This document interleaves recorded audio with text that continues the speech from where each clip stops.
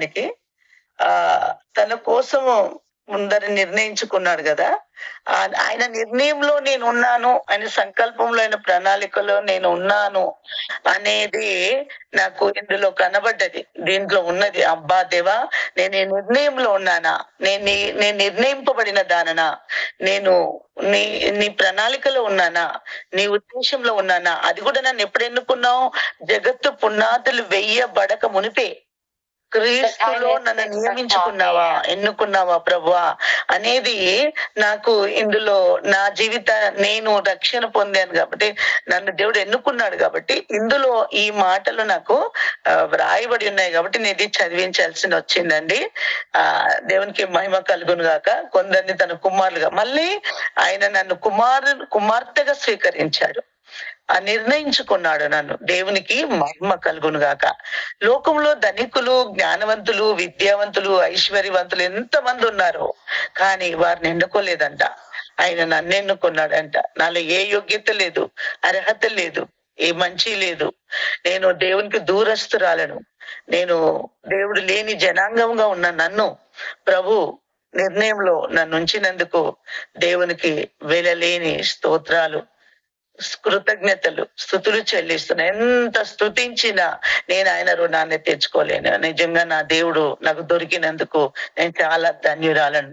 First ఆహ్, దేవుడు మా కుటుంబంలోనికి, మా యొక్క ఆహ్, ద మా ఫ్యామిలీలోనికి రావడానికి కారణం ఎవరంటే అండి, దేవునికి దేవుడు మా నిర్ణయించుకున్న మా అమ్మమ్మ, నా నా మా అమ్మ వాళ్ళ అమ్మ అండి.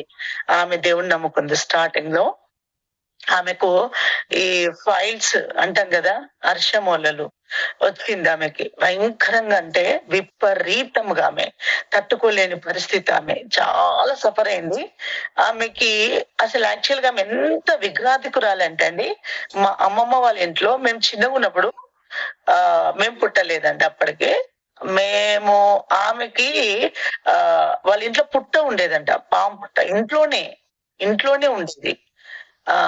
అయితే నేను స్టార్టింగ్ లో నేను మళ్ళీ 2 సార్ల నా రక్షణ సాక్ష్యము మన కాన్ఫరెన్స్ లో పంచుకున్నాను.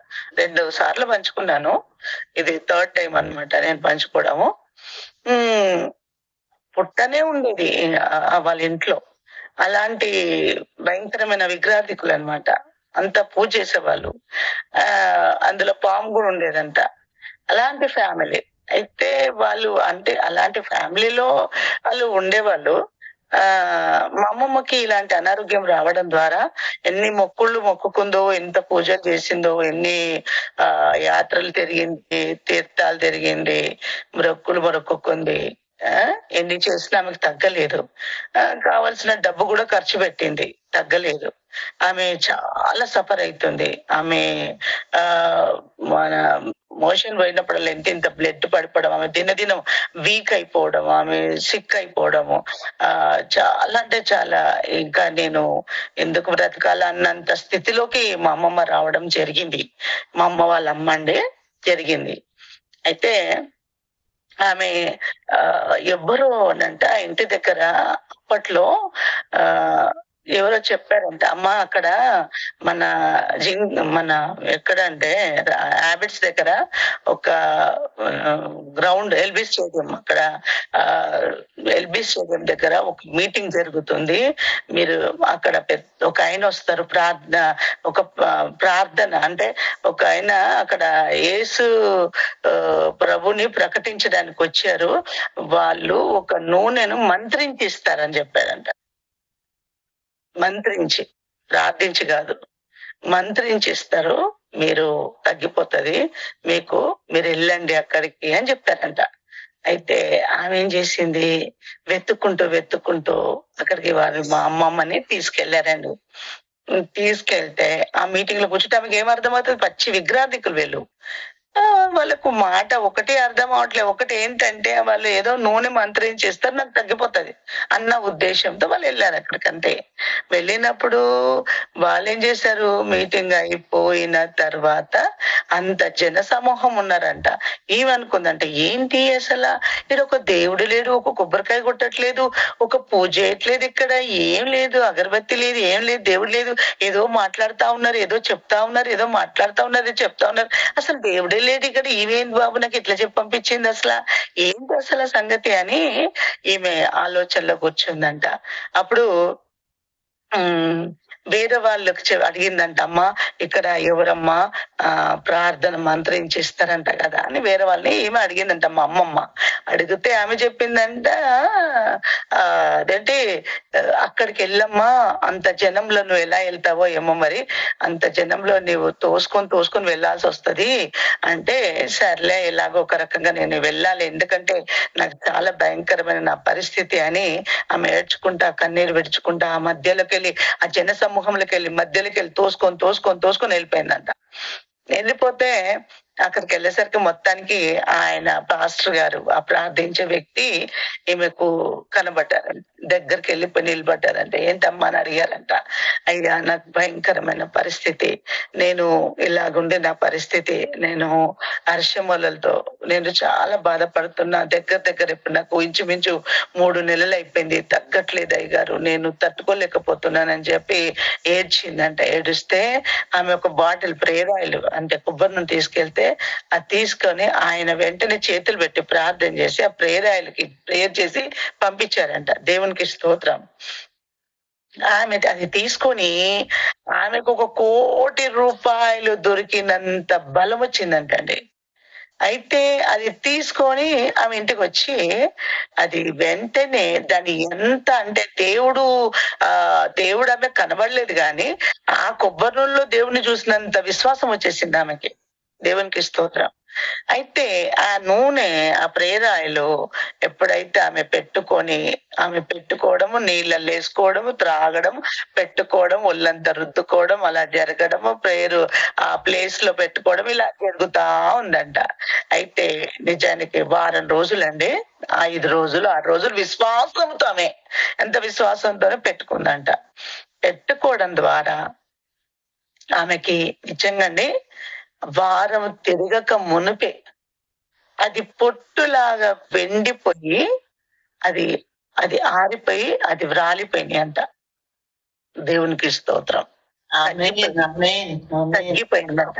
అది తగ్గిపోవడం ద్వారా ఆమెకు ఎంత విగ్రహార్థంలో భక్తురాలో అండి, అంత దేవుని మీద విశ్వాసం వచ్చేసిందంట. అంటే ఆమె ఎంత సఫర్ అయింది. అంత సఫర్ కావడం ద్వారా, దానికి విడుదల కలగడం ద్వారా ఆమె అంతగా దేవునిలోకి ఆమె విశ్వాసం వచ్చేసింది ఆమెకి. అమ్మో! ఇంత ఆహ్, మహిమ ఉందా? ఇంత అద్భుతం చేసే ఈ కొబ్బరి నూనె అసలు ఏంటి? ఈ కొబ్బరి నూనెలో ఆయన ఏం చేశాడు? ఆయన ఉట్టి ఏదో 2, 3 మాటలేదో అని చెప్పి వదిలేసాడు. ఇచ్చాడు నాకంతే. ఇందులేముంది? మేము మా దేవునికి మొక్కేటప్పుడు కొబ్బరికాయలు కొడతాము, పూజ చేస్తాము, కోళ్ళు కోస్తాం, మేకలు కోస్తాం, యాత్రలకెళ్తాము, వెంట్రుకలిస్తాము, విపరీతంగా మొక్కుబళ్ళు చేస్తాము. మా పిల్లల వెంట్రుకలు ఇస్తామని చెప్తాం. మేమెంత చేస్తుంటాము. బంగారం, వెండిలు, డబ్బులు, ముడుపులు కడతాము. ఇదేంటబ్బా! ఉచితంగా ఆయన 2, 3 మాటలు ఈ కొబ్బరి నూనెకేదో చెప్పిచ్చాడు. మంత్రించి ఇచ్చాడు. తగ్గిపోయింది. ఏంటి అసలా? ఈమె ఎవరు? అని ఆశ్చర్యం కలిగింది ఆమెకి. ఆశ్చర్యం కలిగి నేను మాత్రము దేవుణ్ణి అంటే దేవుడు అని తెలియదు ఆమెకి. ఇదే చేస్తా. ఇదే చేస్తా నేను. ఇదే చేస్తా. అని ఇప్పుడు ఆయన ఎక్కడ దొరకాలి నాకు? ఇప్పుడు ఈ నూనె మంత్రించి నాకెక్కడ దొరకాల? నేనేం చెయ్యాలా? ఈమెకు బాధ, తపన, వేదన పట్టుకున్నాను. దేవునికి మహిమ కలుగును గాక. అప్పుడు అక్కడ ఆ లైన్‌లో అక్కడ మా అమ్మమ్మ వాళ్ళు ఇక్కడ బజార్‌గట్ నాంపల్లి బజార్‌గట్‌లో ఉంటారండి. అక్కడ ఉండేది మా అమ్మమ్మ వాళ్ళు. నాంపల్లి బజార్‌గట్ అనేది అక్కడ ఉంటది. నీలోఫర్ హాస్పిటల్ వెనక బజార్‌గట్ అని ఉంటది. అక్కడ మా అమ్మమ్మ వాళ్ళు ఉంటారు. మా అమ్మ వాళ్ళంతా పుట్టింది అక్కడే. పుట్టింది కూడా అక్కడే అన్నమాట. బజార్‌గట్ నాంపల్లిలో, మెయిన్ సిటీలో.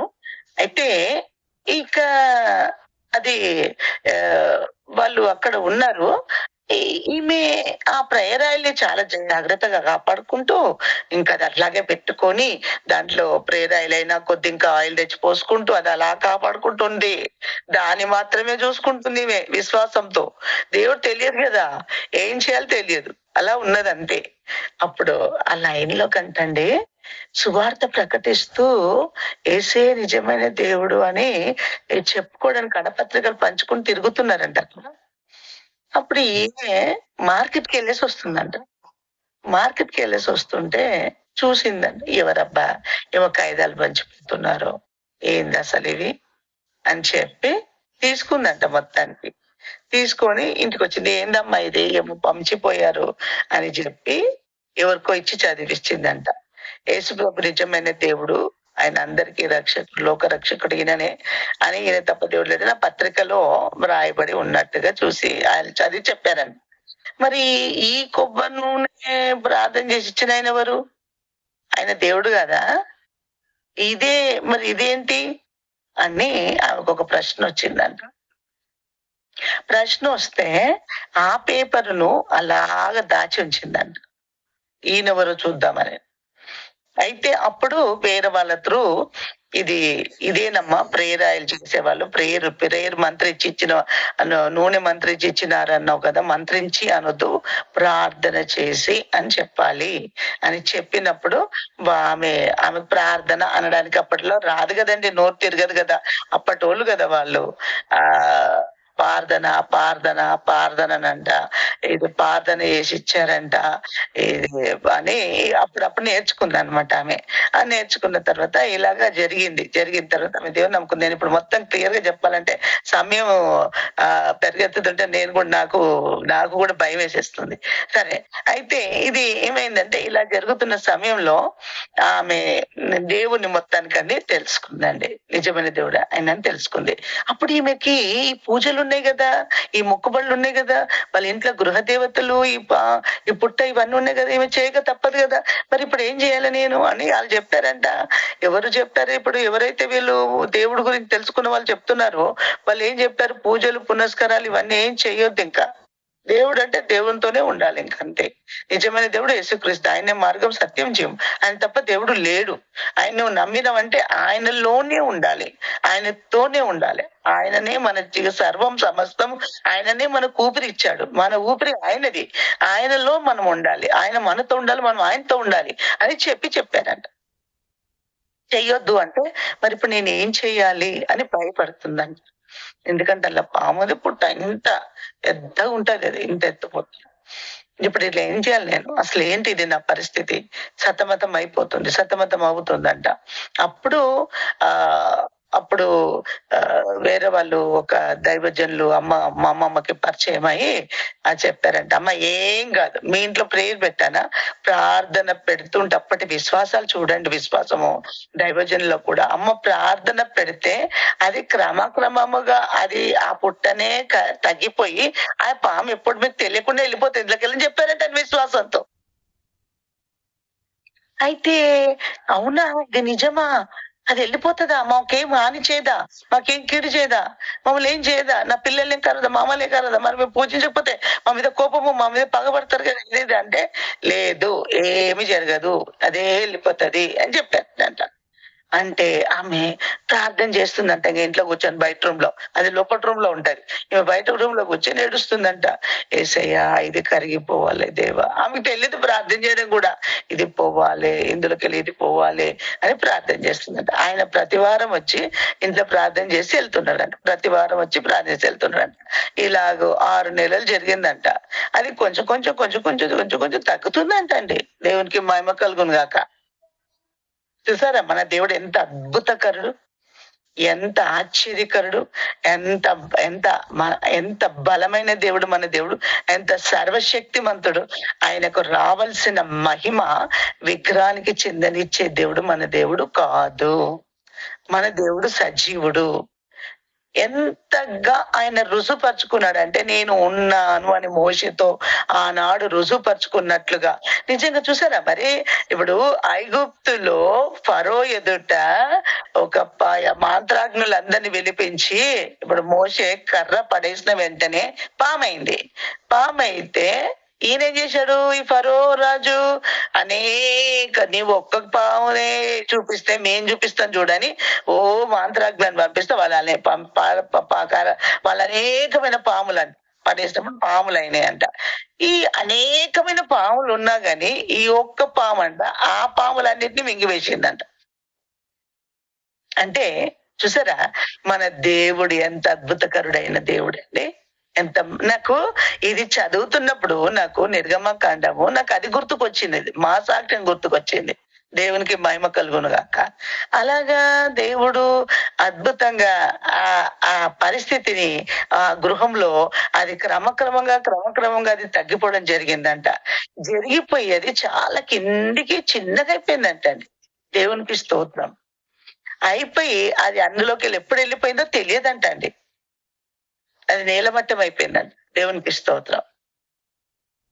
ఇది చాలా ఆశ్చర్యము కలిగింది మా చుట్టుపక్కల ఉన్న వాళ్ళకి అందరికి, అమ్మమ్మ వాళ్ళ ఇంటి దగ్గర చుట్టుపక్కల ఉన్న వాళ్ళకి వీళ్ళకి చాలా ఆశ్చర్యం కలిగింది. అంటే ఆనాడు వాళ్ళు ఎంత విశ్వాసంతో ఉండేవాళ్ళు, ఎంత భక్తితో ఉండేవాళ్ళు, ఎంత బలమైన ఒక పట్టుదలతో ఉండేవాళ్ళు. ఇప్పుడు మనము దీన్ని బట్టి మనం అర్థం చేసుకోవాలి. ఒక్కసారి వారు దేవుని నమ్మారంటే ఇంకా బ్రతుకుట క్రీస్తే, ఇంకా జీవించువారు మేము కాదు, మాలో క్రీస్తేసే జీవించాల్సిందే అన్న ఒక పట్టుదలతో వారు ఆ పట్టుదలతో ఉండడం ద్వారా అది జరిగింది. ఆనాడు భక్తులు కూడా శద్రకు మెషకు అబేద్నెగోలు అగ్నిగుండంలో పడిపోతే మేము పడ్డా సరే కానీ మేమైతే ప్రతిమ పూజించము అని ఒక తీర్మానంతో ఉన్నప్పుడు దేవుడు వారిలో 4వ వాడిగా ఆ భయంకరమైన తీవ్రమైన అగ్నిగుండంలో వారు పడ్డప్పుడు కూడా దేవుడు అందులో 4వ వాడిగా ప్రత్యక్షమైనట్లుగా వీరి జీవితంలో కూడా అలాగ పట్టుదలతో దేవుణ్ణి అంగీకరించడం ద్వారా అది అలా వెళ్ళిపోయిందండి. దేవునికి స్తోత్రం, దేవునికి మహిమ కలుగును గాక. అలాగా ఆమె దేవుళ్ళకి రావడం జరిగింది. చక్కటి ఒక కాటన్ ది ఒక క్లాత్ ది అప్పుడు బ్యాగ్స్ ఉంటాయి కదా. మా అమ్మమ్మ మొత్తం వైట్ శారీ ఇంకా అన్ని వస్త్రాలు తీసేసింది. నాకు ఈ కలర్ల వస్త్రాలు వద్దు, నాకేమొద్దు, అన్ని తీసేసి చక్కగా ఆ ఒక బ్యాగ్ అండి మా అమ్మమ్మకి మంచి, అందులో ఒక బైబుల్ పెట్టుకుని ఆ బైబుల్ ని అసలు ఆమె చదువు రాదు. ఇదే దేవుడు, ఇందులో దేవుడు ఉన్నాడు, ఈ బైబుల్లో దేవుడు ఉన్నాడు. ఈమె నేను ఈ రోజు ఎందుకు ఇంత బలమైన సాక్షిగా మారడానికి కారణం అంటే అక్కడ మా అమ్మమ్మ ఆమె అంత పట్టుదలతో ఉన్నది కాబట్టి. దేవునికి స్తోత్రం. అయితే ఆమె ఏం చేసింది? ఆ బైబుల్ అందులో పెట్టుకొని ఆ బ్యాగ్ ఒత్తుకొని అది ఎక్కడో మూలకు తగ్గలేసుకొని పెట్టుకున్నది. అది ఎవరిని ముట్టనిచ్చేది కదా. అందులో దేవుడు ఉన్నాడు. ఇక అదే దేవుడు. ఈ పుట్ట పోయిన తర్వాత ఆ ఇంట్లోకి వెళ్ళి అదే దేవుడు అందులో. ఇంకా ఆమెకు చదువు రాదు. దాన్ని చూసుకోవాలి, మళ్ళీ బ్యాగ్ పెట్టుకోవాలి, దాన్ని చూసుకోవాలి, పొద్దున్న లెగిసి అది దగ్గర పెట్టుకొని ప్రార్థన చేసుకోవాలి, మళ్ళీ అందులో పెట్టుకోవాలి. అలా పెట్టుకొని చక్కగా అందులో పెట్టుకొని ఉండేది. అయితే దినకరన్ గారి మీటింగ్స్ అయినప్పుడు ఆమె వెళ్ళిందంట. అక్కడ వెళ్ళినప్పుడు రమ్మనుచున్నాడు పాట ఉంది కదా, ఎంత చక్కగా పాడేదండి. ఎంత మధుర స్వరం అండి మా అమ్మమ్మది, మధుర స్వరం. ఆమె పాట పాడేది. రమ్మనుచున్నాడు పాట ఒకటి మాత్రం కంప్లీట్ గా పాడేది. మళ్ళీ తర్వాత సోలిపోవలదు పాట, ఇక్కట్టులు ఇబ్బందులు వచ్చినను సోలిపోవద్దను పాట పాడేది. ఈ 2 పాటలు చక్కగా పాడుకునేది ఆమె. అయితే ఇలాగా ఆమె దేవునిలోకి వచ్చింది. ఈమె వచ్చిన తర్వాత నేను చాలా చిన్నగా ఉన్నానండి. నేను 5th 6th అలా చదువుతున్న టైంలో మా అమ్మమ్మ దగ్గరికి హాలిడేస్ వచ్చిందంటే, మా అమ్మమ్మ అంటే నాకు పిచ్చి. మా అమ్మ కంటే ఎక్కువ మా అమ్మని ప్రేమించేదాన్ని నేను. వచ్చిందంటే పరిగెత్తుకొని వెళ్ళిపోయేదాన్ని. మా అమ్మమ్మ మా ఇంటికి వచ్చిందా వెళ్ళిపోయేదాన్ని. ఒకరోజు మా అమ్మమ్మని చూడడానికి వచ్చింది. వచ్చి చూసిన తర్వాత ఏం చేసిందంటే, మా అమ్మమ్మ నన్ను తీసుకెళ్ళిపోవాలి, ఇప్పుడు మా అమ్మమ్మతో నేను వెళ్ళాలి, ఏం చేయాలి ప్లాన్ చేస్తున్నా, ఏం చేయాలి. అప్పుడే చాలా చిన్నగా ఉన్నా నేను, కానీ మా అమ్మమ్మతో నేను వెళ్ళిపోవాలి, నేను ఏమైనా కానీ వెళ్ళిపోవాలని చెప్పేసి నేను చాలా చిన్నగా అంటే ఇంచుమించు 5th క్లాస్ ఏమో చదువుతున్నా అనుకుంటా. 5th క్లాస్ అనుకుంటా. ఫిఫ్త్, ఫోర్త్ ఏమన్నా గుర్తుకు లేదు. ఫిఫ్త్ అనుకుంటా. అంటే నాకు జ్ఞానం తెలివి ఉంది కొంచెం. అయితే ఏం చేశాను, మా అమ్మమ్మ వస్తే మంచిగా ఆమెతో మా అమ్మతో మాట్లాడింది. కొద్దిసేపు ఉంది, సాయంత్రం వరకు ఉంది, చేసింది. ఇక వెళ్తానమ్మా బిడ్డ అని చెప్పి మా అమ్మకి చెప్పి వెళ్తుంటే, మా అమ్మ అప్పట్లో బస్సులు ఎక్కేయడానికి వెళ్ళేవాళ్ళు కదా అమ్మ వస్తే. అట్లా వాళ్ళ అమ్మని బస్ ఎక్కేయడానికి వెళ్తే అప్పుడు డబల్ డక్ బస్సెస్ అండి. డబల్ డక్ బస్సెస్ అంటే మీకు ఐడియా ఉంటది. ఉండేదన్నమాట. అయితే మా అమ్మమ్మ ఏం చేసింది, బస్ ఎక్కిందండి. బస్ ఎక్కితే నేనేం చేసానో తెలుసా, మా అమ్మ వెంబడి వెళ్ళాను మా అమ్మమ్మని బస్ ఎక్కేయడానికి. ఒక ఫ్రాకు మెల్లగా కవర్లో పెట్టుకొని మా అమ్మమ్మ వెనక వెళ్ళిపోయినా. వెళ్ళేసి ఎక్కేసి కూర్చున్నా మా అమ్మమ్మ దగ్గర. కవర్లో ఫ్రాక్ పెట్టుకున్నా లేదో నాకు గుర్తుకు లేదు. మొత్తానికైతే బస్ ఎక్కేసినా నేను. ఎక్కేసి కూర్చున్నాను. అయితే ఇటు కండక్టర్ వచ్చినప్పుడు ఆ బయట ఆమె అక్కడ టికెట్ అని వస్తే నేను అక్కడ ముందుంది పో అని చెప్పి పంపించేసిన నేను. అక్కడ మా అమ్మ ముందే అక్కడ తీసుకుంటదంటే ఆమె ఒకటే టికెట్ తీసుకుంటుంటే, అమ్మ అక్కడ ఒక అమ్మాయి ఉంది, ఎవరు అని అంటే ఆమె ముందు చాలా దూరం వెళ్ళిపోయిన తర్వాత మాకెవరు లేరండి నేను ఒక్కరైనా ఆమె అంటది. వెనక చూస్తలేదు ఏం లేదు. నేనే వెనకకు నిలబడ్డా. ఈయనే ముందు కూర్చుంది. ఇక నేను తర్వాత ఎవరమ్మా ఇది, ఎవరెవరు అమ్మాయి అంటే వెనక చూస్తే నేను. అప్పుడు ఆమె భయపడ్డది. మా అమ్మ నా కుమార్తె ఎట్లా ఏడుస్తుందో ఏమో, ఈ అమ్మాయి నా వెనకబడి వచ్చేసింది అని చెప్పేసి. అంటే అంత పిచ్చి మా అమ్మ అంటే నాకు. ఇది ఎందుకు చెప్పానంటే అంత ఆమె నేను ఇష్టపడేదాన్ని. అయితే ఆమెతో అక్కడికి వెళ్తే ఆమె వెంబడి నేను ప్రేయర్కి వెళ్ళేదాన్ని. అక్కడ పాటలు అంటే ఇష్టం. ఈ పాటల గురించే వెళ్ళాలి అని చెప్పేసి వెళ్ళిపోయేదాన్ని. వెళ్ళిపోయి వాళ్ళు కూర్చొని భజన అంటే భజన అనేది అప్పట్లో చప్పట్లు కొట్టి పాటలు పాడుతుంటే అవి వినడము, నేను మళ్ళీ రావడం. దేవుడు నేను నమ్మాలి, ప్రార్థన, యేసుప్రభు అంటే ఎలా ఉంటాడు అవన్నీ ఏం తెలియదు. మా అమ్మమ్మ వెళ్తది, నేను వెళ్ళాలి. ఆమె బ్యాగ్ వేసుకొని చక్కగా వెళ్తది, ఆమెతో నేను వెళ్ళాలి. అక్కడ పాడతారు, నేను వినాలి, అంతే. ఆ వాక్యం చెప్తున్నప్పుడు నిద్రపోవాలి, తర్వాత నేను వినాలి, పాటల వరకు వినాలి అని వెళ్ళేదాన్ని. అలాగనమాట. ఈ హాలిడేస్ వచ్చినప్పుడు అక్కడ వెళ్ళిపోయేదాన్ని, అలా చేసేదాన్ని. ఇది జరిగిన తర్వాత ఇంకా మా అమ్మమ్మ ఇలాగ విశ్వాసంలో కొనసాగుతుంది. నాకు హాలిడేస్ వచ్చినప్పుడు నేను వెళ్ళేదాన్ని. అంతవరకే తెలుసు గాని దేవుడు నిజమైన దేవుడు, యేసుప్రభు నిజమైన దేవుడు అని నాకు తెలియదు. మా అమ్మమ్మ మాత్రం దేవుని అంగీకరించింది. సంపూర్ణంగా దేవుళ్ళలోకి వచ్చేసింది, బాప్తిస్మం పొందింది. ఆమె గుట్ట మీద కమలమ్మ దగ్గరికి వెళ్ళిందండి. ఇక్కడ మనకు ఆమె చాలా ఫేమస్ అండి. ఆమెకు చదువు లేదండి. ఇక్కడ మన బిర్లా మందిర్ ఉంది కదా, మన బ్లాండినా రాణి బిర్లా మందిర్ ఉంది తెలుసు కదా, ఇది ఉంది. బిల్రామ్ మందిర్ అక్కడనేమో ఒకటి హిందూ టెంపుల్ ఉంటదండి, ఇక్కడ ముస్లిం టెంపుల్ ఉంటది. మూడు ఒక దగ్గర ఉంటది. ఈమె కొండ మీద పైన అండి ఒక గుట్ట పైన ప్రేయర్ పెడుతుంది. ఆమెకు చదువు లేదు, ఏమి లేదనమాట. కమలమ్మ అంటే చాలా ఫేమస్. అప్పట్లో చాలా భక్తురాలు ఆమె. ఆమె అంటే ఆమె అక్కడ ఉన్న విశ్వాసం ఏంటంటే ఆ ప్లేస్ ఏంటంటే ఈ కొండ చాలా ఎత్తు మీద ఇట్లా ఒక మూలలకే ఎక్కాలి. అది వాళ్ళ ఇల్లు అంత కొండ మీద ఉండేది. ఎవరైనా అనారోగ్యంతో వస్తే ఈ కొండ ఎక్కుతున్నప్పుడే స్వస్థత దొరుకుతుందండి. అంత అద్భుతమైన ప్లేస్ అది. ఆమె అంత విశ్వాసి అన్నమాట, అంత ప్రార్థన పర్రాలు, అంత సేవకురాలు, మంచి దైవజనరాలు. ఆమె దేవుని నమ్ముకుంది. చదువు లేదు ఆమెకు, అస్సలు చదువు లేదు, కంప్లీట్ చదువు లేదు, కానీ బైబుల్ చదువుతుంది. ఆమె కంప్లీట్ చదవలేదు కానీ బైబుల్ చదువుతుంది. అంత మంచి ఆమె మొహంలో ఎంత మహిమ, ఎంత కాంతి. నేను చాలా చిన్నగా ఉన్నాను. మా అమ్మమ్మతో వెళ్ళేదాన్ని అక్కడికి. ఆ కొండ ఎక్కుకుంటా, కష్టపడుకుంటా, మా అమ్మమ్మ ఎక్కేది, నేను ఎక్కేది. అలా కూర్చోబెట్టుకుంటా, తీసుకుని వెళ్ళేది. నేను చిన్నదాన్ని, నన్ను కూర్చోబెట్టుకుంటా, మళ్ళీ నడిపించేది. ఈ అమ్మాయి నా ఆయనకు వస్తుంది ఏందిరు బాబు, ఈ అమ్మాయి ఇంట్లో ఉండమంటే ఉండదు. మా అమ్మమ్మకి తెలియదు కదా నన్ను తీసుకొని పోవాలి, వినిపించాలి అని తెలియదు ఆమెకి. కానీ నా వెనక వస్తుంది, ఏం చేయాలి, తీసుకెళ్ళాలి, తప్పదన్నట్టు తీసుకెళ్లేదు నన్ను. ఇంత కష్టం అమ్మాయిని ఎందుకు ఎక్కించాలి, ఇంట్లో కూర్చోవచ్చు కదా, నా వెనకబడి వస్తుంది ఏంటి అని ఆమెకి విసుకుదాల నా మీద. కానీ నేను వెళ్ళేదాన్ని, నేనే ఏదైనా ఆమెతో వెళ్ళేదాన్ని. అది కొండ గాని, అది మెట్లు గాని, అది పర్వతాలు గాని, ఈమెతో వెళ్ళాలి అంతే, నేను వెళ్ళాలి అంతే. అలా వెళ్ళిపోయేసి కొంచెం సేపు ఆయాసం వచ్చినప్పుడు కూర్చోబెట్టేది, వాటర్ తాగించేది, మళ్ళా నడిపించేది. ఇంట్లో ఉంటే ఏమైతుంది నీకు, నా వెనకబడి వస్తావి అంటే అని అప్పటికి గులుక్కుంటూ తీసుకెళ్లేది. సరేలే ఇక తీసుకెళ్లిపోయేది, మొత్తానికి ఆడ కూర్చోబెట్టేది. నేను విచిత్రంగా ఆమెను చూసుకుంటూ కూర్చేదాన్ని. నాకు ఆమె మాటలు అర్థం కాదు, ఆమె వాక్యం చెప్పేది నాకేం అర్థం కాదు, కానీ ఆమెను చూడాలి అనేది వెళ్ళేదాన్ని ఆ గుట్ట మీద కమలమ్మని. మా అమ్మమ్మతో వెళ్ళేసి అక్కడ ఉన్నప్పుడు ఆమె ప్రార్థన, ఆమె వాక్యము, ఆమె పాట అండి.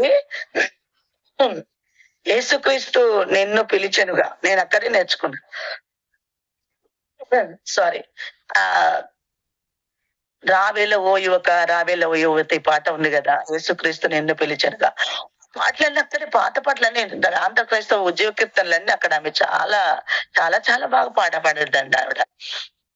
అయితే అక్కడ నేను వెళ్ళి ఆమెతో వెళ్ళేదాన్ని.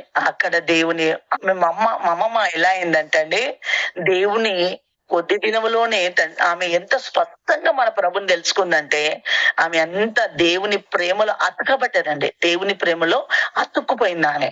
ఆయన దేవుని మర్మమైన క్రీస్తుని ఆమె స్పష్టంగా తెలుసుకుంది. మర్మమైన క్రీస్తుని ఆమె స్పష్టంగా తెలుసుకుంది. దేవుని ప్రేమలో ఆమె అతకబడ్డది. ఆమెలో దైవత్వం అనేది సంపూర్ణంగా నివసించింది మా అమ్మమ్మలో. నాకప్పుడు ఆమెను చూస్తున్నప్పుడు నిజంగా ఆమె ఎంత మార్పు చెందిందంటే, దేవుడు ఎంత రూపాంతరం చెందిందంటే, ఈమె విగ్రహార్థంలో ఉన్నప్పుడు ఎంత పిచ్చి భక్తో, దేవునిలోకి వచ్చిన తర్వాత అంతకన్నా రెట్టింపు భక్తి వచ్చేసిందండి ఆమెకి. దేవునికి స్తోత్రం. అలాగా దేవునిలోకి వచ్చేసింది ఆమె. ఇంకా ఆమె మొత్తం ఎవ్వరి మాట వినేది కాదు. బూతు మాటలు మాట్లాడొద్దు అంటే బూతు మాటలు మాట్లాడొద్దు. ఎవ్వరికి అందరు చెప్పేది అబద్ధం ఆడొద్దు, బూతు మాటలు మాట్లాడొద్దు, అందరిని ప్రేమించాలి, శత్రుని క్షమించాలి.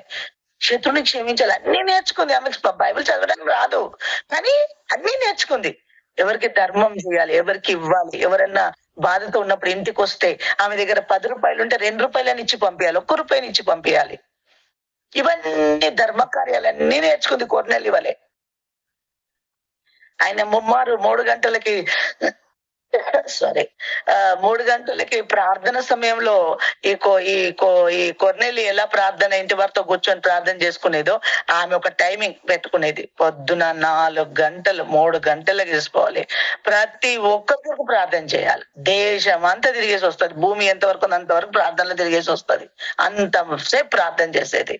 చక్కగా ప్రార్థన చేసుకొని ఒక 10 నిమిషాలకు నోరు కట్టుకునేది ఆమె. అంటే నా నోరు పవిత్రంగా ఉండాలి, నా నోరు పవిత్రంగా ఉంటుంది. 10 నిమిషాలు ఊరికి అనేదాన్ని. ఏముంది నోట్లో, ఊరికి కడుకుంటా అనేదాన్ని నేను. అంటే వద్దు, మనం ప్రార్థన చేస్తాం కదా బిడ్డ, మనం దేవుని స్తుతిస్తాం కదా, మన నోరు పరిశుద్ధంగా అంటే పవిత్రంగా ఉండాలి. చూసారా, అంత భక్తి వచ్చేసింది ఆమెలోకి. ఇంకా నన్ను వేసుకొని తిరగడం మొదలు పెట్టింది, నేను ఆమెను వేసుకొని తిరగడం మొదలు పెట్టా. ఏమైనా హాలిడేస్ వచ్చిందో పరిగెత్తాడు. మా అమ్మనేమో వద్దు వద్దు వద్దు, వెళ్ళొద్దు, నువ్వు వాడికి ఎందుకు వెళ్తా అంటే ఒక వెంబడి వాడు వెళ్ళడానిక, ఏమొద్దు, నేను పంపియాను, నేను అమ్మమ్మల ఇంటికి పంపియానంటే మా మమ్మీతో నేర్చేదాన్ని. అమ్మమ్మ ప్లీజ్ అమ్మ. మా అమ్మకి ఎంతమంది అంటే అండి, మా అమ్మకి 5 మంది మగపిల్లలు, నేను ఒక్కదాన్నే. అయితే మా నాన్నకు నాకు ఒక స్టెప్ బ్రదర్ ఉండే. మా నాన్నకు ఫస్ట్ మ్యారేజ్ అయింది. ఆమెకి ఒక బాబు పాప పుట్టిన తర్వాత, ఆమె చనిపోయిన తర్వాత మా అమ్మని చేశారు ఆయనకి. మా నాన్న ఆర్మీ ఎంప్లాయీ, ఆంధ్ర సబేరియాలో సెంట్రల్ గవర్నమెంట్ లో మా నాన్న జాబ్ చేస్తారు. అయితే మా నాన్న చాలా ఏజ్డ్. అయితే ఫస్ట్ భార్య, ఒక 2 పిల్లలు ఉండి చనిపోయిన తర్వాత మా చిన్నమామ, మా అమ్మ వాళ్ళ అన్నయ్య రిజర్వ్ బ్యాంక్ లో జాబ్ చేశారు. రిజర్వ్ బ్యాంక్ లో నుండి రిటైర్మెంట్ అయ్యారు. ఇప్పటికి ఉన్నారు ప్రెసెంట్ గా. ఆయన పచ్చి విగ్రహార్థికుడు. అయితే ఇద్దరు పెద్దమ్మ, మా అమ్మ, మా పెద్దమ్మ, మా చిన్న మామయ్య, పెద్ద మామయ్య, 4 పిల్లలు. ఓకే. అయితే వీళ్ళు, మా అమ్మ లాస్ట్ ఇంట్లో, అందరికంటే లాస్ట్ మా అమ్మ. ఆయనని ఏం చేసిందంటే, మా మామయ్య ఏం చేశాడంటే, ఈయన మంచి ఎంప్లాయ్ కదా, సెకండ్ సంబంధంకి ఇస్తే ఏమవుతుందని మా అమ్మమ్మతో గొడవ చేసి మా నాన్నకి మా అమ్మని ఇచ్చారని. మా నాన్నకు చాలా ఏజ్డ్ అయినా సరే, ఎందుకంటే గవర్నమెంట్ జాబు, మంచి ఆడపిల్లలు ఏంటి, ఇది 2-3 పిల్లలు ఏదంటే ముసలిలాగా అయిపోతారు, ఏమైతుందమ్మా, మంచి ఆయనకు జాబ్ ఉంది, మంచి ఎంప్లాయీ, మంచి ఇది ఉంది కదా, ఏం కాదు, ఏజ్ బెత్తగైతే ఏం కాదని మా అమ్మమ్మతో గొడవ చేసి మా చిన్న మామయ్య మా అమ్మని మా నాన్నకి ఇవ్వడం జరిగింది. ఆయన ఫస్ట్ భార్య పిల్లలు 2 ఉన్నారు. మళ్ళీ తర్వాత మా అమ్మని చేసుకోవడం జరిగింది. మా అమ్మకి మేము 5 మంది మగ పిల్లలు, నేను ఒక్కదాని ఆడపిల్లని. దేవునికి మహిమ కలుగునది. మా అమ్మ వాళ్ళ అక్క ఉంది, సొంత అక్క. ఆమె ఇక్కడ ESI హాస్పిటల్, ఎర్రగడ్డ హాస్పిటల్ లో జాబ్ చేస్తుంది. అది జాబ్ చేస్తుండే. ఆమె ఇప్పుడు లేదండి. అయితే ఆమెకు ఒకటే ఒక కుమారుడు. అయితే నన్నక్కడ ఆమె తీసుకెళ్ళి పెంచుకుంది. మా అమ్మ దగ్గరికెళ్ళి ఒక 10 మంది మగ పిల్లలు గదా! అని నన్ను తీసుకెళ్ళి మా పెద్దమ్మ పెంచుకోవడం జరిగిందనమాట. ఇక్కడ మోతీ నగర్‌లో ఉంటారు వాళ్ళు. అలాగనమాట. అయితే ఇదంతా జరిగింది. ఇదంతా పెద్ద స్టోరీలేండి. ఇవన్నీ చెప్పాలంటే 3 రోజులైనా సాక్ష్యం తీరదు. అయిపోయింది గూడా టైం నాది. నేను నెక్స్ట్ వీకే చెప్పాల్సొస్తదేమో ఇగ. అయితే ఇంకా ఏంటి అంటే నేను అలాగా ఒకే ఒక ఆడపిల్లను కాబట్టి అందరి మధ్యలో నన్ను అల్లారు ముద్దుగా చాలా ప్రాణంగా ఆడపిల్ల ఇంట్లో ఏడవద్దు, తొడవద్దు అని నన్ను ఒక ఇంటి దేవతలాగానే చూసుకునేవాళ్ళు చెప్పాలంటే. అలాగా ప్రేమించేవాళ్ళు. ఏది ఇంత కూడా నన్ను ఏడిపియడం అంటే మా ఇంట్లో ఆడపిల్ల కన్నీరు గారిస్తే వాళ్ళకి ఏదో ఏదో శాపం జరుగుతది, ఏదో నష్టం జరుగుతది అన్నంత భయపడేవారు. నన్ను ఏడిపించేవారు కాదు. నేను అప్పుడు ఎంత నన్ను ఏడిపించేవారు కాదు. ఇప్పుడు ప్రభులోకి వచ్చినాక గంటలు గంటలు ఏడవడం అయింది. ఇంత పెద్ద కర్చీఫ్ తీసుకొని, టవల్ తీసుకొని కూర్చొని, నా కన్నీరు ఎంత నా ఒంట్లో ఉందో అంత ప్రభు దగ్గర కన్నీరు విడవడం జరిగింది. అంటే చూడండి అంతా ఉల్టా. రిటర్న్ అంటే రివర్స్ అయిపోతారు పరిస్థితులన్నీ. అలాగనమాట. దేవుడు నన్ను అలాగా అన్యుల కుటుంబంలోకెళ్ళి మా అమ్మకి చాలా దేవుడంటే కోపమండి మా అమ్మకి. మా అమ్మమ్మకి దేవుడు నమ్ముకున్న తర్వాత నా కూతుర్ని ఎక్కడ మార్చేస్తదో ఈ పిల్లని ఊరికెళ్ళిపోతుంది అక్కడికి. నేను మానిపియాలి, ఈ అమ్మాయి ఎళ్ళిపోతుంది. నేను మానిపియాలి, వెళ్ళొద్దు ఈమె దగ్గరకని చాలా పంపించేది కాదు. అయినా నేను మా అమ్మమ్మతో గొడవ మా అమ్మతోని నేను ఎట్టి పరిస్థితుల్లో మా అమ్మతోని బ్రతిమాలుకొని, మా అమ్మతోని నేను ఇది చేసి, అది చేసి మొత్తానికి బయటపడేదాన్ని. మా అమ్మమ్మ దగ్గరికి వెళ్ళిపోయేదాన్ని. ఎందుకంటే ఆమె చర్చికెళ్తది. ఆమెతో వెళ్ళాలి నేను. ఇదొకటే పిచ్చి నాకు అంతే. ఇంకొకటి ఏం కాదు. ఆమె దగ్గర ఏదో ఉంటే తినాలి అది అని కాదు. నేను ఈమె చర్చికెళ్తే నేను వెళ్ళాలి ఈమెతో అంతే. అదొక పిచ్చి అంతే. అలాగ అయిపోయింది నా మైండ్ సెట్ అలా చేసేసుకున్నా.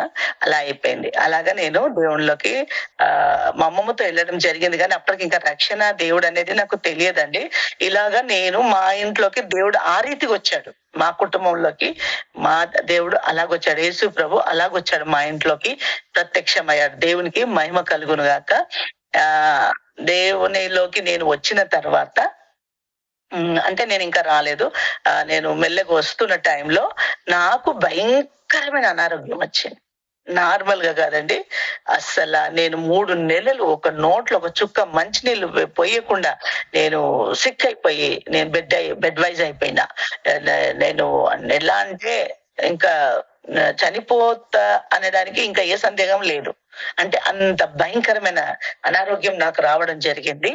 ఇక మా అమ్మనేమో ఈ ముర్షత్తులు ఉంటారు కదా! ఈ ముస్లిం వాళ్ళ దగ్గరికి తీసుకుపోవడము, ఈ మంత్రగాళ్ళ దగ్గర తీసుకుపోవడం, ఈడికి తీసుకెళ్ళడం, ఆడికి తీసుకెళ్ళడం ఇలా జరుగుతుంది.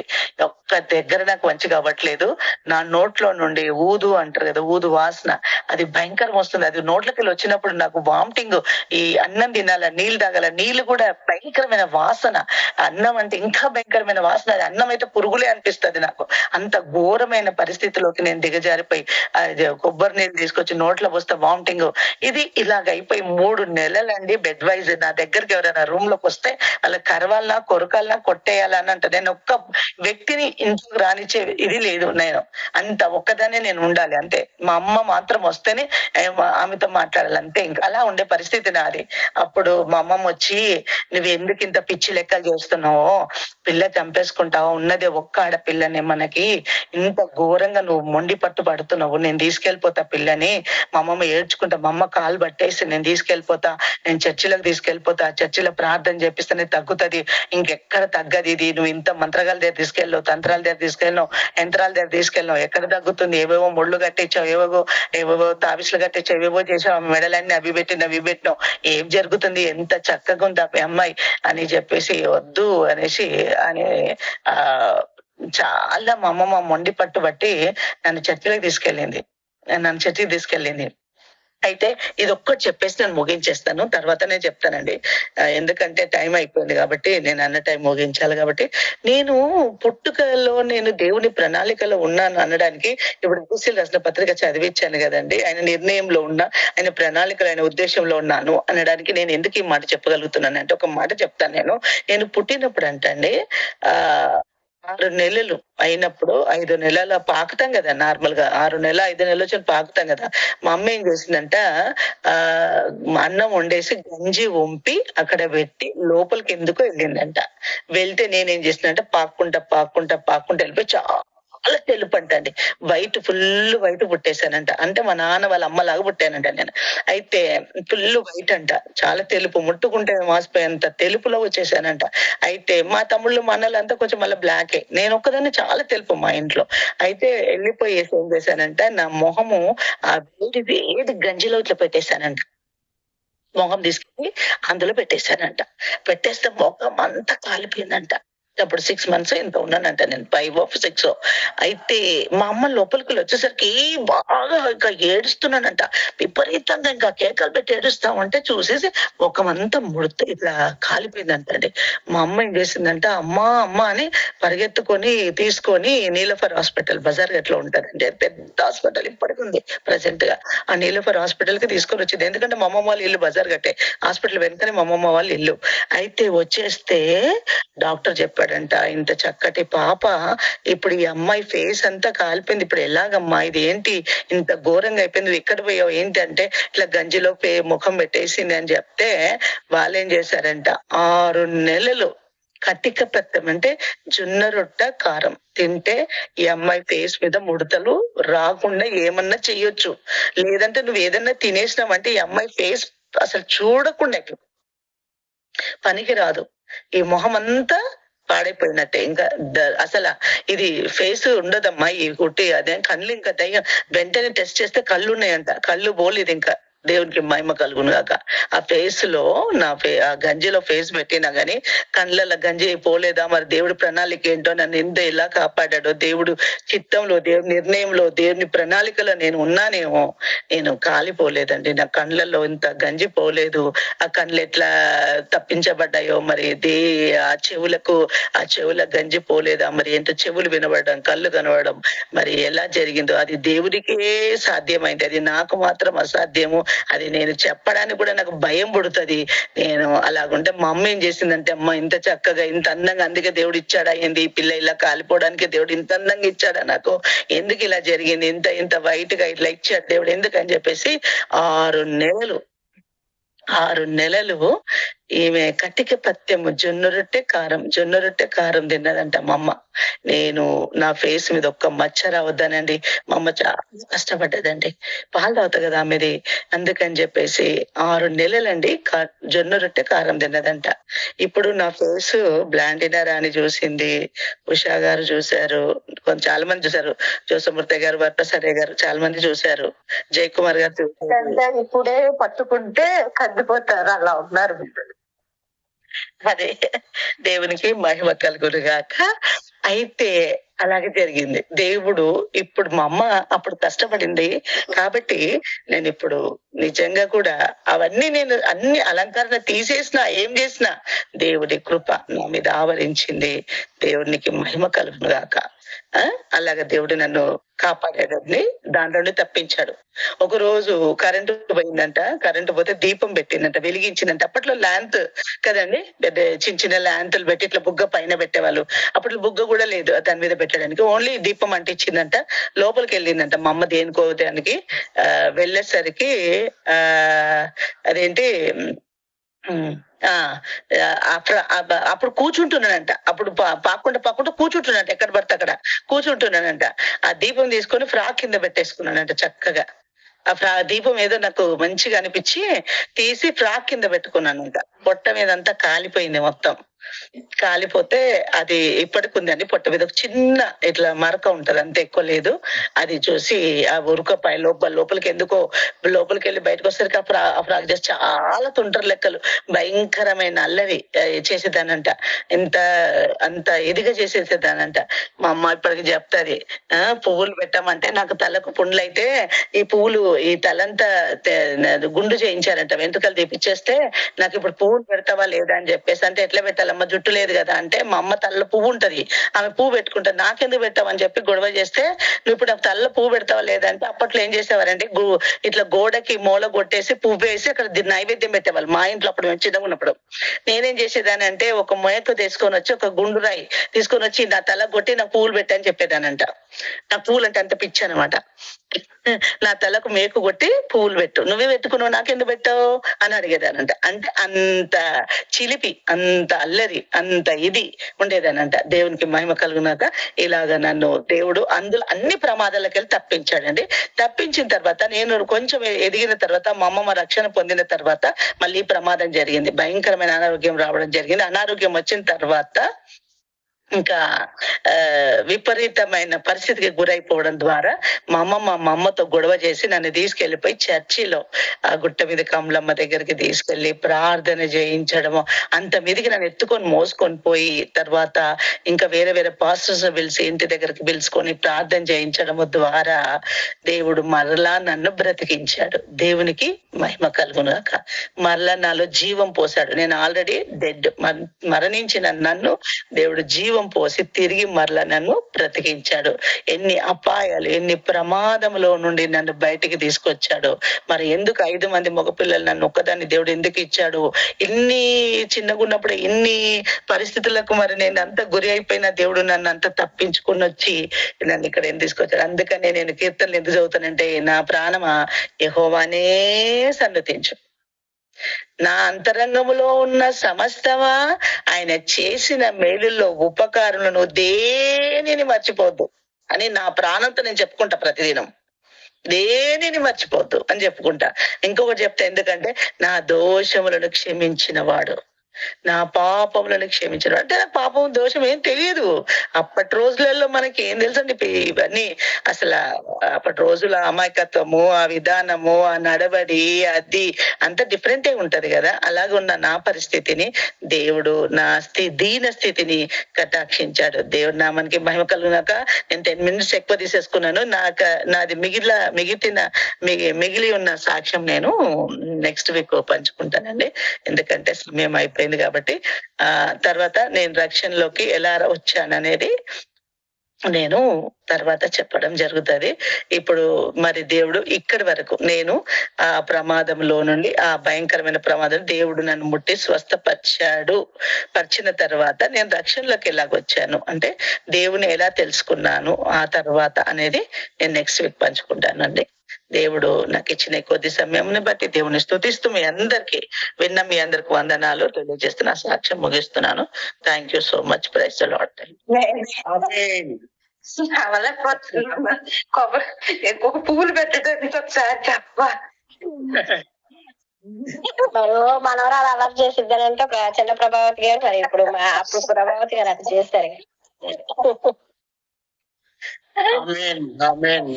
ఎంతో చక్కగా. మీకు ఒక విషయం చెప్పాలా? ఇప్పుడు ప్రెసెంట్ గా మా అమ్మ నా దగ్గరే ఉందండి, బయట రూమ్ లో ఉంది, నేను లోపల రూమ్ లో కూర్చొని సాక్ష్యం చెప్తున్నా. మా అమ్మ వింటుందండి సాక్ష్యం, బయట ఉంది నామే. దేవునికి స్తోత్రం. చక్కగా ఇంతవరకు తన చిన్నతనంలో జరిగిన చక్కని ఆపదలు, అపాయాలు, సంతోషము దేవుడిలోకి ఎలాగా మారి వచ్చిందో ఆ తల్లి, అలాగే ఇంతవరకు కూడా మనకు సాక్ష్యం చెప్పి ఎంతో చక్కని మాటలు మనకి వినిపించిన తెలంగాణ హైదరాబాద్ నుంచి ప్రభాత సిస్టర్ గారికి యేసుక్రీస్తు నామములో జేపీటీసీ తరపున వందనాలు. మా స్వప్నమ్మ రావాలి. వాక్య ఫలింపు ప్రార్థన 5 నిమిషాలు మెంచకుండా ఉషా చేస్తుంది.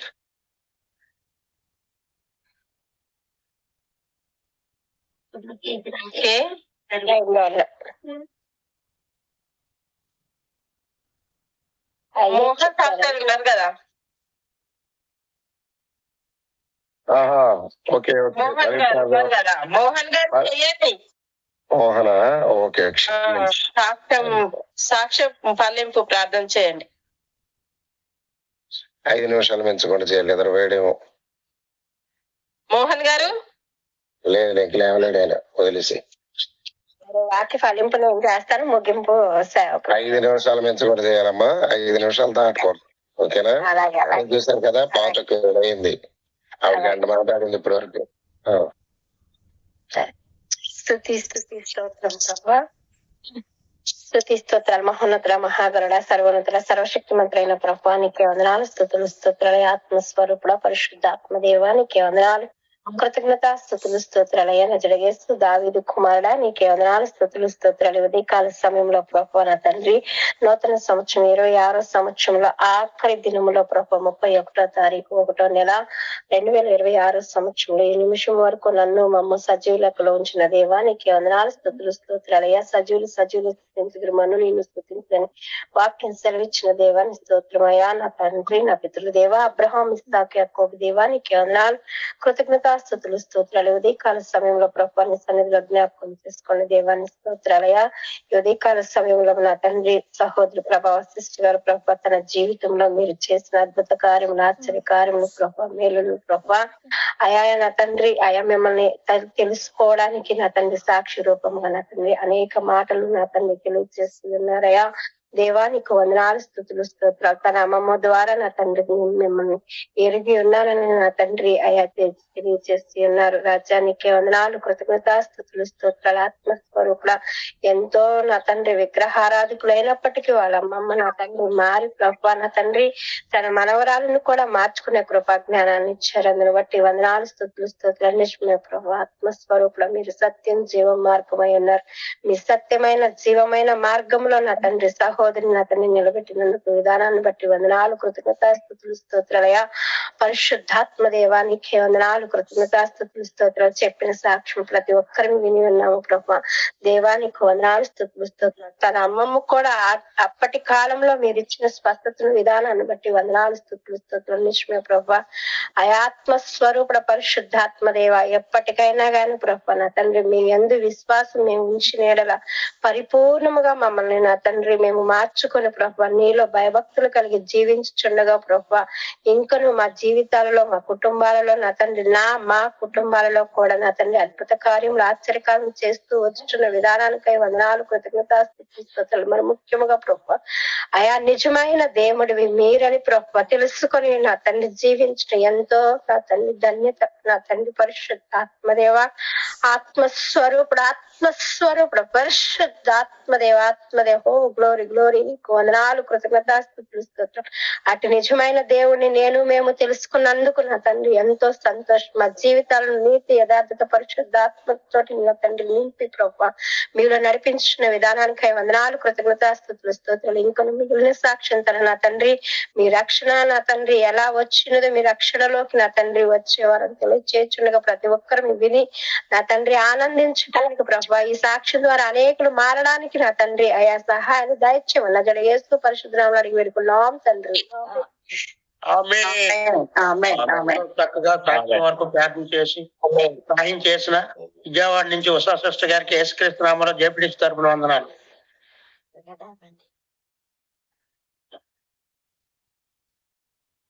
మా స్వప్నమ్మ ఏంది తల్లి? ఎవరన్నా నడిచియండి, నాకు అర్జెంట్ ఆలోచన వెళ్ళాలి. అంటే కూడా చేస్తారు.